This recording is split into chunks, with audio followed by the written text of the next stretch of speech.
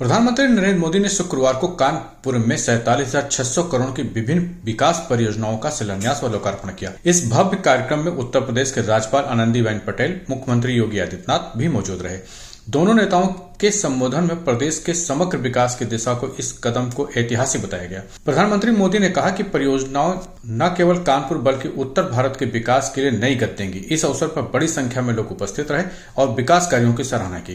कानपुर नगर पहुंचते प्रधानमंत्री नरेंद्र मोदी ने पहलगाम में मारे गए कानपुर के शुभम द्विवेदी के माता पिता और उनकी पत्नी से चकेरी एयरपोर्ट पर मुलाकात की और स्वागत के लिए उपस्थित कानपुर के सभी उपस्थित बहनों और भाइयों, ऑपरेशन सिंदूर के उपरांत आदरणीय प्रधानमंत्री जी का उत्तर प्रदेश की धरा पर मैं हृदय से स्वागत करता हूं, अभिनंदन करता हूं। बहनों और भाइयों, देश की सुरक्षा को सर्वोच्च प्राथमिकता देते हुए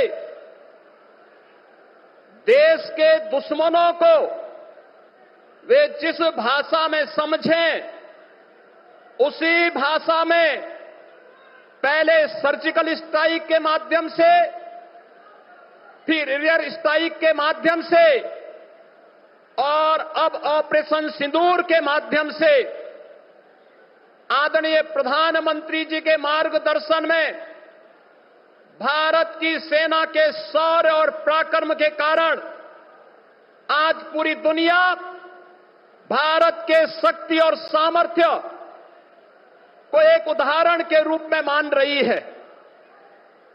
बहनों और भाई, भारत माता की, भारत माता की। उत्तर प्रदेश के मुख्यमंत्री श्रीमान योगी आदित्यनाथ जी,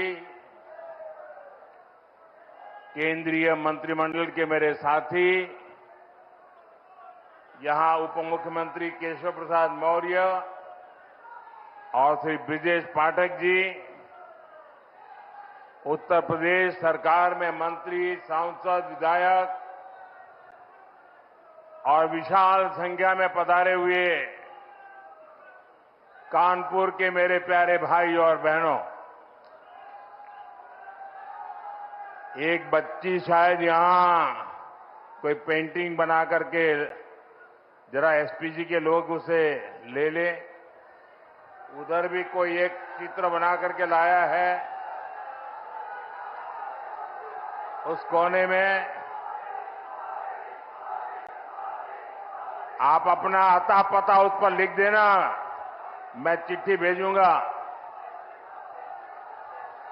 एक उधर कोने में कोई नौजवान है,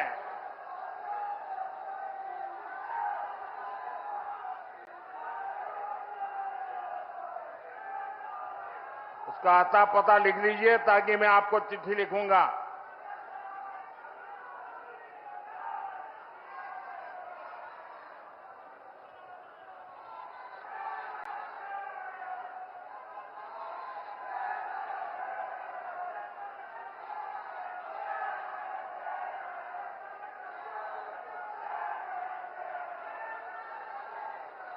ये इधर एक बालक कब से हाथ उठा रहा है। तेरे कंधे पर दर्द होगा, आज थक जाओगे।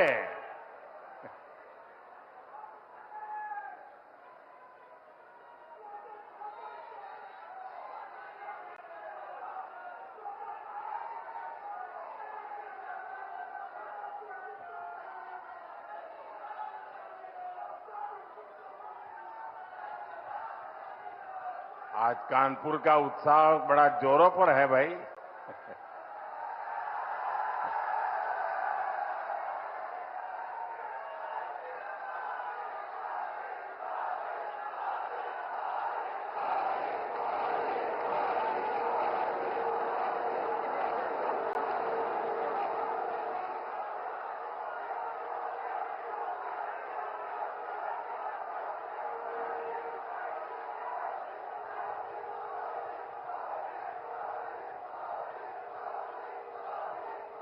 उधर कोई जरा फोटोग्राफर उधर देखो। एसपीजी के लोग जरा उस बच्चे को मदद करो।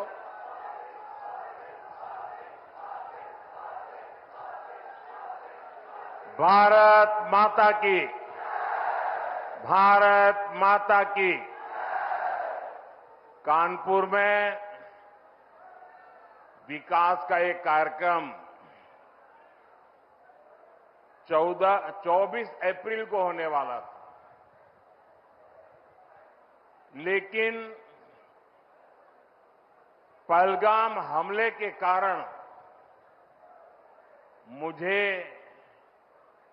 अपना कानपुर दौरा रद्द करना पड़ा।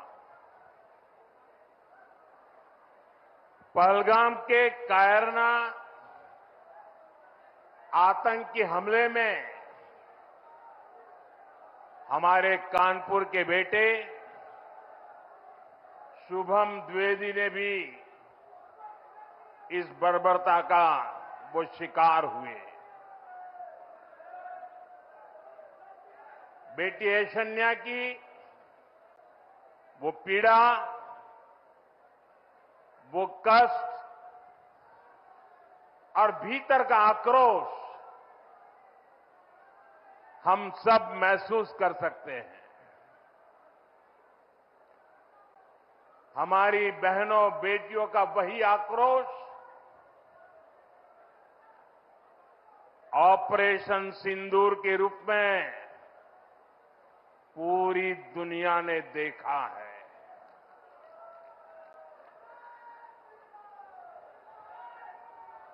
हमने पाकिस्तान में आतंकियों के ठिकाने घर में घुसकर सैकड़ों मील अंदर जाकर तबाह कर दिए।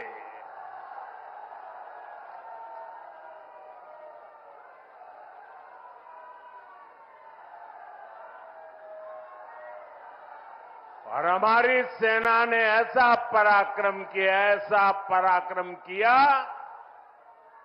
कि पाकिस्तानी सेना को गिड़गिड़ाकर युद्ध रोकने की मांग करने पर मजबूर होना पड़ा।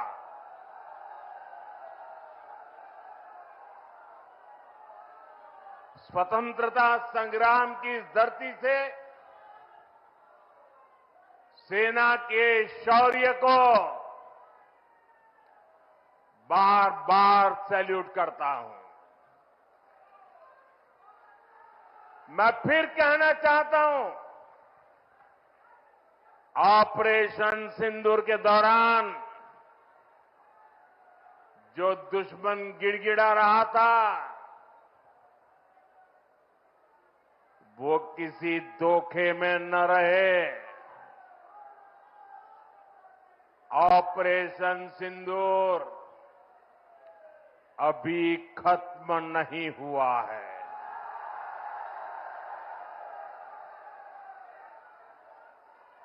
भारत ने आतंक के खिलाफ अपनी लड़ाई में 3 सूत्र स्पष्ट रूप से तय किए हैं। पहला,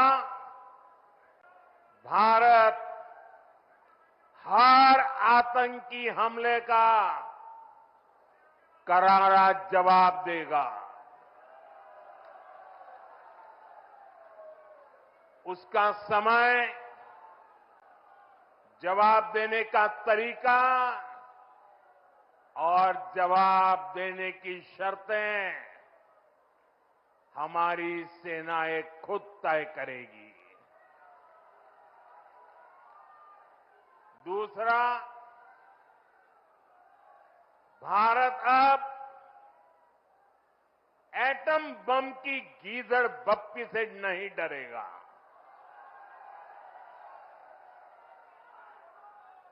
और न ही उसके आधार पर कोई फैसला लेगा। तीसरा, आतंक के आका और आतंकी सरपरस्त सरकार को भारत एक ही नजर से देखेगा। पाकिस्तान का स्टेट और नॉन स्टेट एक्टर ये अब खेल चलने वाला नहीं है। अगर मैं सीधे सीधी कानपुरिया में कहूं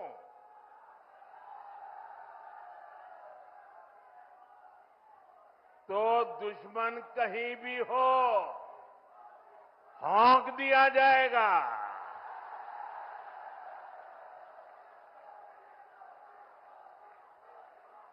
साथियों, ऑपरेशन सिंदूर में दुनिया ने भारत के स्वदेशी हथियारों और मेक इन इंडिया की ताकत भी देखी है। हमारे भारतीय हथियारों ने, ब्रह्मोस मिसाइल ने दुश्मन के घर में घुसकर तबाही मचाई। जहां टारगेट तय किया वहां धमाके किए। ये ताकत हमें आत्मनिर्भर भारत के संकल्प से मिली है। एक समय था जब भारत अपनी सैन्य जरूरतों के लिए, अपनी रक्षा के लिए दूसरे देशों पर निर्भर था। हमने उन हालातों को बदलने की शुरुआत की। भारत अपनी रक्षा जरूरतों के लिए आत्मनिर्भर हो, ये हमारी अर्थव्यवस्था के लिए तो जरूरी है ही, ये देश के आत्मसम्मान के लिए भी उतना ही जरूरी है।